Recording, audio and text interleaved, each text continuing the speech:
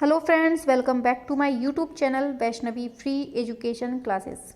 Friends, इसके पहले जो है हमने 2 क्लासें कम्प्लीटली मुग़ल कला की पढ़ ली हैं, बहुत अच्छे से। आप लोगों को बहुत अच्छी भी लगी हैं और ये टीजीटी पीजीटी आर्ट वालों के लिए बेहद इम्पॉर्टेंट है। बिल्कुल से छपे मिलने हैं, यहीं से क्वेश्चन छपे मिलने हैं, क्योंकि यहाँ पर हम सारा कुछ कंप्लीट करवा रहे हैं। करंट का भी हर चीज़ यहाँ पर सब कुछ मिल रही है आपको, बिल्कुल फ्री में, नो कॉस्ट, कोई पैसा नहीं। ठीक है, तो चलिए फिर स्टार्ट करें। हाँ, good evening, good evening, good evening. चलिए स्टार्ट करते हैं। सभी लोगों को जोड़ लीजिए, जल्दी से जोड़ लीजिए सभी को, फिर अपनी क्लास स्टार्ट करें। चलो स्टार्ट करते हैं, देर नहीं करेंगे। आता है मुग़ल शैली के कुछ चित्रों के बारे में आज हमें चर्चा करनी है। ठीक है, कल तक हम जो मतलब इसके पहले क्लास हुई थी उसमें हमने कम्प्लीटली सभी पढ़ लिए थे जो हमारे सिलेबस में मेंशन थे।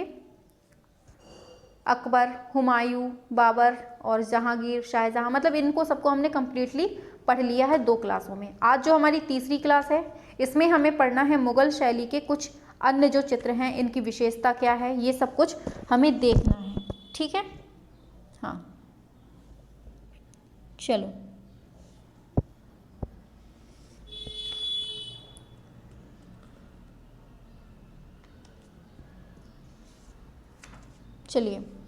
चलिए स्टार्ट करते हैं। दिया है सलीम का जन्म आनंदोत्सव किसमें दिखाया गया है?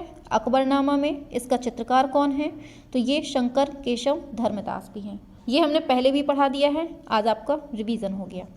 कंधार का घेरा किसमें दिखाया गया है? ये शाहनामा में है। आगे, बाज पक्षी कौन था? बहुत इंपॉर्टेंट है। ये जहांगीर काल का चित्रकार था। कौन? मंसूर, जो कि बहुत फेमस था। आगे, हाथ में ग्लोब लिए जहांगीर किसमें है? जहांगीरनामा में। और जहांगीर द्वारा सिंह आखेट भी इसी में दिखाया गया है। आगे, जहांगीर एक मुल्ला को उपाख्यान देते हुए किसमें? ये जहांगीर काल का है। और ये चित्रकार कौन है इसका? ये विचित्र है। ठीक है, जहांगीर एक मुल्ला को उपाख्यान देते हुए। आगे बढ़ते हैं। हाँ चलो आगे बढ़ते हैं। आता है पॉइंट, तख्ते ताउस को शाहजहां, तख्ते ताउस में शाहजहां, ये में लिखा है, किसमें दिखाया गया है? पातशाह नामा में। अच्छा, कमेंट पर बताओ, हमने इसके पहले वाली क्लास में पढ़ाया था, पातशाह नामा किसकी है? बताइए जल्दी से। बीजापुर का घेरा किसके टाइम पर? औरंगजेब के काल पे। और युवा शाहजहां युग में है। और इसका चित्रकार किसने बनाया है इसको? अबुल हसन ने। क्या? युवा चित्र शाहजहां। आगे, दरबार में राजदूत द्वारा जिराफ की भेंट किसमें है? ये तारीख़े ख़ानदाने तैमूरिया में। फिर रणथंबोर का घेरा अकबरनामा में। शहजादा खुर्रम का तुलादान करते हुए जहांगीर किसमें है? जहांगीरनामा में। अकबर की शबीह को हाथ में लिए जहांगीर किसमें है? जहांगीरनामा में। बाबर का घोड़े पर से गिरना किसमें है? बाबरनामा में। और बाबर बगीचे में दावत करते हुए, ये भी बाबरनामा में है। ठीक है, आगे, विजयी अकबर का सूरत प्रवेश, ये अकबरनामा में है। तो ये बहुत इंपॉर्टेंट हैं, जितने हमने पढ़े एक बार रिवाइज कर लेते हैं जल्दी से। तख्ते ताउस में शाहजहां, पातशाहनामा में। बीजापुर का घेरा औरंगजेब काल में। युवा शाहजहां युग। और चित्रकार कौन है? अबुल हसन है। दरबार में राजदूत द्वारा जिराफ की भेंट, ये तारीख़े ख़ानदाने तैमूरिया में। और रणथंबोर का घेरा अकबरनामा में। शहजादा खुर्रम का तुलादान करते हुए जहांगीर, ये जहांगीरनामा में। अकबर की शबीह को हाथ में लिए जहांगीर, जहांगीरनामा में। और बाबर का घोड़े पर से गिरना बाबरनामा में। और बाबर बगीचे में दावत करते हुए, ये भी बाबरनामा में है। और विजयी अकबर का सूरत प्रवेश, ये अकबरनामा में। ये बहुत पूछे जाते हैं, इसलिए हमने कवर कर दिए। चलिए रिवाइज भी करवा दिया। आगे, अब हमें पढ़ना है मुग़ल चित्रकला की विशेषता। तो पहला पॉइंट है राजसी वैभव किस चित्र शैली में चित्रों में दर्शाया गया है, तो ये मुगल चित्र शैली में दिखाया गया है। प्रकृति का भावात्मक चित्रण किसमें चित्रण नहीं दिखाया गया, मतलब पूछा जाएगा किस शैली में प्रकृति का भावनात्मक चित्रण नहीं हुआ है, तो क्या होगा, मुगल चित्र शैली हुआ है। ठीक है, फिर पूछा जाएगा सर्वाधिक, इस काल का सर्वाधिक जो सर्वश्रेष्ठ कागज था वो कौन था, सर्वश्रेष्ठ कागज कौन माना जाता है, तो ये समरकंदी। ठीक है, आगे मुगल युग में जो कागज थे वो कितने प्रकार के थे, वो 8 प्रकार के कागज थे, केवल इतना याद रखिए। शाह कलम चित्र, काले रंग से तूलिका द्वारा रेखांकन से बने चित्र को क्या कहते हैं, शाह कलम चित्र। आगे पर्दाज क्या है, तूलिका द्वारा पास पास खींची गई रेखाएं अथवा बिंदु लगाकर छाया प्रकाश दिखाना पर्दाज कहलाता है। कदकैंडा क्या है, आकृति की ठीक ऊंचाई को कदकैंडा, कद कहते हैं और अंगों के उचित अनुपात को कैंडा कहते हैं। तो क्या है, आकृति के ठीक ऊंचाई को कद कहते हैं और अंगों के उचित अनुपात को कैंडा कहते हैं। रेशमी कागज को क्या कहते हैं, हरीरी कहते हैं।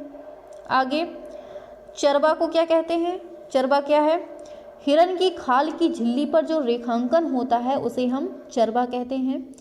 दिशा के आधार पर मुखाकृतियां बनती हैं, कितने प्रकार की, 7 प्रकार की। मुगल शैली का अधिक प्रभाव किस पर है, तो ये बीजापुर। कारखाना शब्द संबंधित है किससे, मिनिएचर शैली से, किससे, मिनिएचर शैली से। फिर आता है लाफिर के अनुसार भारत में चित्रकला का जन्म हुआ दरबारों में। सूक्ष्म चित्रकला के एल्बम क्या कहलाते हैं, मुरक्का, जो मतलब फ़ोन में जैसे गैलरी में एल्बम होते हैं ना, उसी को हम मुरक्का बोलते हैं, याद रखिएगा। मुगल कला कैसी थी, दरबारी थी, और भाषा कौन सी थी इसकी, फारसी थी। आगे बढ़ते हैं। मुगल शैली में घरेलू जीवन का अभाव है। पेंटिंग में अलंकृत बॉर्डर का प्रयोग हुआ है, किसमें, मुगल शैली में, और घरेलू जीवन का अभाव किसमें है, मुगल शैली में।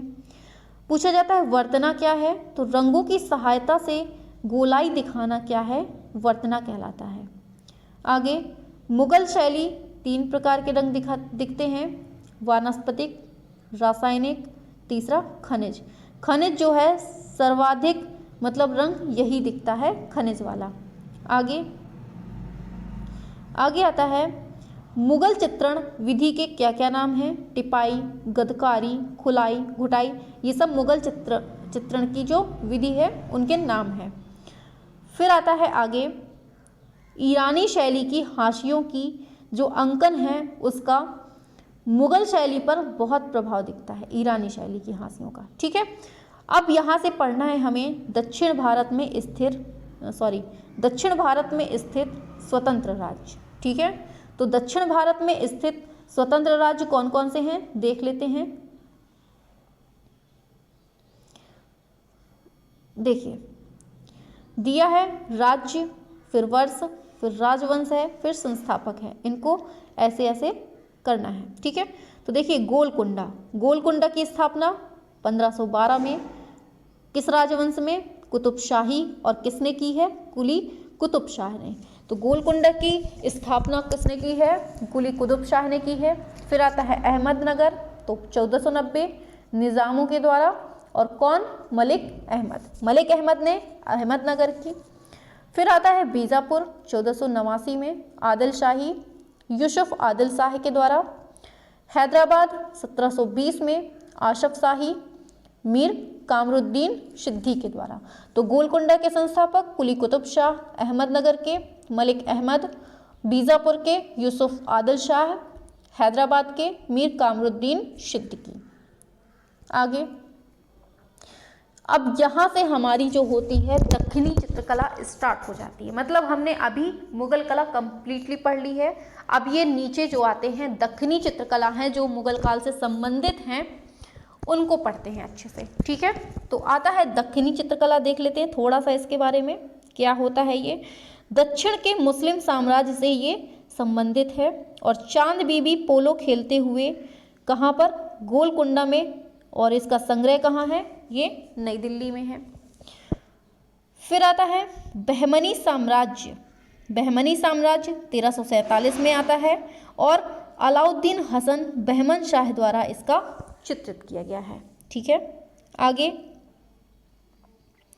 दक्षिण शैली के कलाकार कौन कौन हैं देख लेते हैं।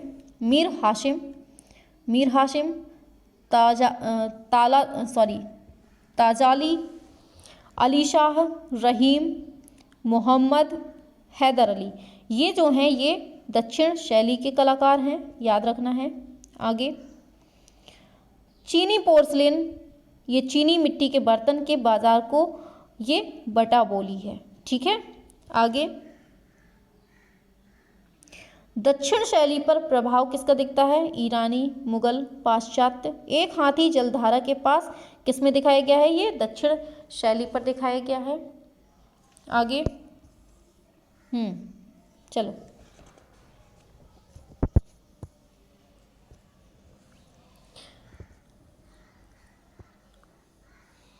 अच्छा, ये नहीं समझ में आया आपको? ठीक है, ये जो चीनी पोर्सलेन है ये चीनी मिट्टी के बर्तन हैं। मतलब पूछा जाएगा आपसे क्वेश्चन, हम आपको क्वेश्चन बताते हैं एग्जाम में कैसे पूछा जाएगा। उसमें पूछा जाएगा चीनी पोर्सलेन इसका बाजार कहाँ लगता है? तो ये बेटा बोली है लिखा है हमने, बंटा बोली पता नहीं क्या बोला है अभी।